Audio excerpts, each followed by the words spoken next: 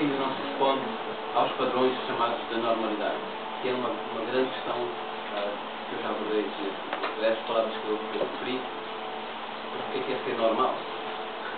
Cada vez está, esta definição é mais clínica.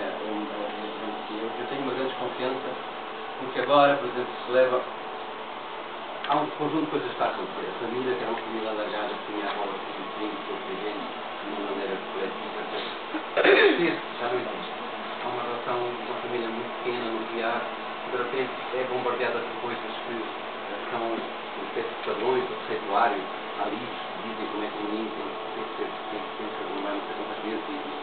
Quer dizer, como se a relação de mãe fosse uma relação simplesmente técnica.